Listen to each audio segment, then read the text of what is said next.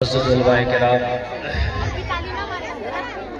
तलबा व तालिबात, हाज़रीन मजलिस, अस्सलामु अलैकुम रहमतुल्लाहि तआला व बरकातुहू।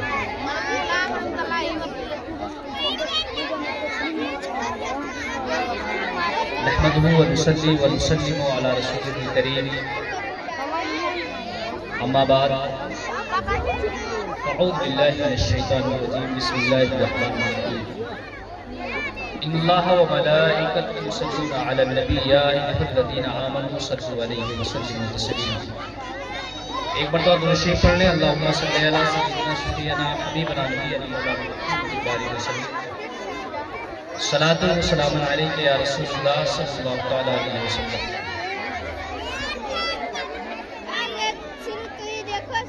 दुनिया से आज पूछो पीछे नहीं थे हम, दुनिया से आज पूछो पीछे नहीं थे हम, अंग्रेज ले रहा था जब इम्तिहान हमारा। जद में भी गोलियों के मकसद न हमने छोड़ा, जद में भी गोलियों के मकसद न हमने छोड़ा, कैदों में भी न बदला अज़्मे जवा हमारा। और रेलों में रास्तों में जेलों में महफिलों, रेलों में रास्तों में जेलों में महफिलों में नारा था हमको दे दो हिंदुस्तान हमारा। सारे जहां से अच्छा हिंदुस्तान हमारा, हम बुलबुलें हैं इसकी ये गुलसिता हमारा। हजरात, आप सभी जानते हैं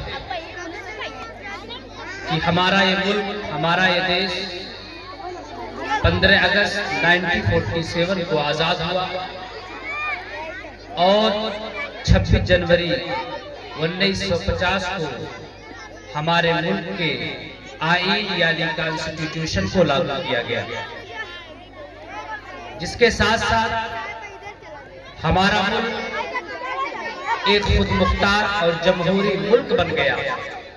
और यही वो ख्वाब था जिसको हमारे मुल्क के आजादी के अजीम रहनुमाओं ने देखा था।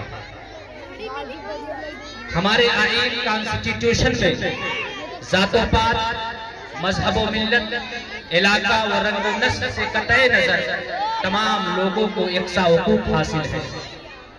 और जमहूरियत के क़याम के लिए लोगों का कानून पसंद होना जरूरी है, ताकि इससे कानून की बालादस्ती हो और वो लोग जो मनमानी हुक्मरानी करते हैं उनकी मनमानियां खत्म हो जाए। और पार्लिमानी आबादी के एतबार से हमारा ये मुल्क सबसे बड़ा जमहूरी मुल्क है, लेकिन आज हम ये देखते हैं कि हमारी इस जमहूरियत को खुलेआम इसको चलाने वाले इसके कवानीन की धज्जियां उड़ाते हुए नजर आते हैं। इसके जो मुहाफिज थे, इसके जो रहबर थे, वो रहजन बनते हुए नजर आते हैं। इसके जो मुहाफिज थे अब हमारे इस कानून की खुलेआम धज्जियां उड़ाते हुए नजर आते हैं। ऐसे हालात में हम पर ये जिम्मेदारी बनती है, हम पर ये चीज आयत होती है कि हम अपने मुल्क के कवानीन को समझें और उसको समझने की कोशिश करें। और अपने मुल्क की सालमियत के लिए जो खतरा बन रहे हैं, अगर वो हुकूमत की कुर्सी पर बैठे हुए हैं तो उन्हें बरतरफ कर दें। तुम्हें वतन को मुजफ्फर अगर बचाना है, जहां से फिरका परस्ती अगर मिटाना है, जहां से फिरका परस्ती अगर मिटाना है, फरेबकारों से गुलशन को छीन लेना है और खिजा रसीदा चमन में बहार लाना है, तो बागबान को अहले वतन असीर करे, वतन लुटेरों को अहले वतन फकीर करे। आज 26 जनवरी के इस पुरबहार मौके पर हम और आप अपने इलाके के एक कदीम मदरसे में हाजिर हुए। इसलिए हम यहाँ हाजिर हुए ताकि हम इस बात को जान सके, इस बात को पहचान सके कि हमारे मुल्क के जो आईन है, हमारे मुल्क का जो कॉन्स्टिट्यूशन है, उसका मतलब क्या होता है। मेरे प्यारों, अगर हम और आप अपने आईन और कॉन्स्टिट्यूशन को नहीं समझ पाएंगे तो फिर याद रखो हुकूमत की कुर्सियों पर बैठने वाले अब हमारे इसी कवानीन को तब्दील करके हमें हमें हमें हमें इस मुल्क में रहने का हक नहीं रहने देंगे। और उसके साथ साथ हमें ये जानना है कि हमारे मुल्क का कानून क्या है, हमारे मुल्क का कॉन्स्टिट्यूशन क्या है। जब हम इसको जान जाएंगे तो इसलिए जानेंगे क्योंकि अगर नहीं जानेंगे तो हमें बर्बाद कर दिया जाएगा, इलाकों बर्बाद कर दिया जाएगा, निस्तो नाबूद कर दिया जाएगा। और अगर हम अपने कवानीन को जान जाएंगे तो इसी में हमारे मुल्क की बका है और हमारे मुल्क की बका में हमारे और आपके वजूद। आज हमसे ये सवाल किया जाता है, हमसे ये पूछा जाता है कि आपने हिंदुस्तान की आजादी में क्या किया।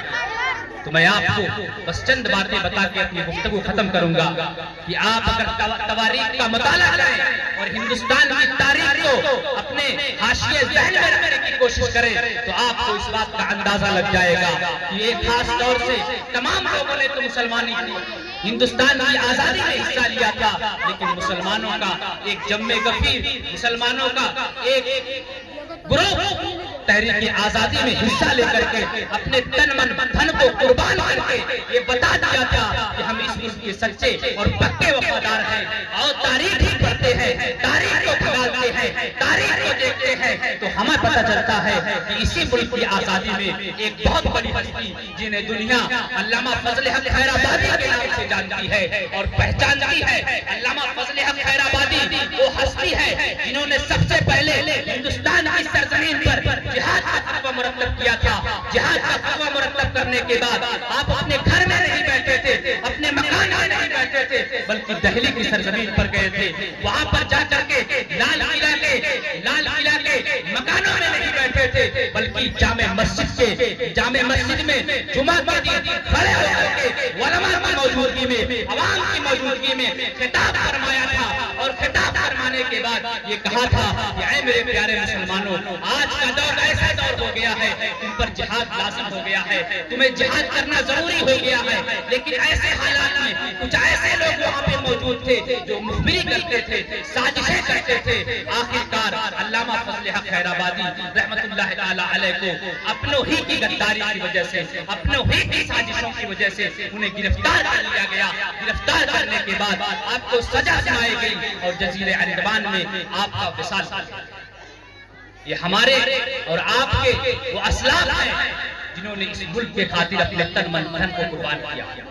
एक और नाम आता है, जरा हम हिंदुस्तान की तारीख पढ़ें तो सही तो पता चलेगा कि एक आलिम बाअमल, एक बहुत बड़े आलिम सैयद किफ़ायतुल्लाह मुरादाबादी अलैहिर्रहमा का नाम आता है।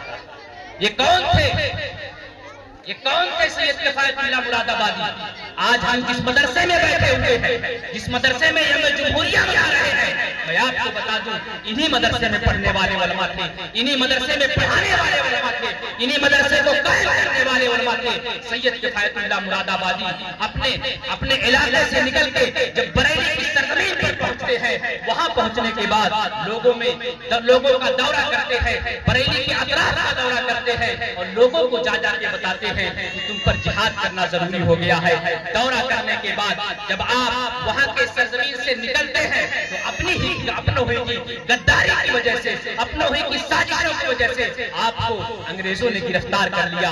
मेरे प्यारे, जब ये हमारे असलाफ गिरफ्तार हुए थे और आपको मुरादाबाद के सूली पर लटकाया जा रहा था, उस वक्त आपने वलवला अंगेज अंदाज में अपनी जुबान से ये अशार कहा था, कोई कुल बाकी रहेगा, नाजवान रह जाएगा, पर रसूलुल्लाह का दीने हसन रह जाएगा। और अदरसों कम ख्वाब की पोशाक में नाजा न हो, बुलबुलें उड़ जाएंगी, सोना चांद रह जाएगा और सब फना हो जाएंगे। काफी वो लेके हज़रत तक नाते हज़रत का जुबानों पर सुकन रह जाएगा। हज़रात, अल्लाह रब्बुल इज्जत की बारगाह में दुआ है कि अल्लाह ताला हमारे मुल्क की हिफाजत फरमाए और हम सभी को अपने आईन को जानने और पहचानने की तौफीक अता फरमाए। वमा तौफीकी इल्ला बिल्लाह। अस्सलाम।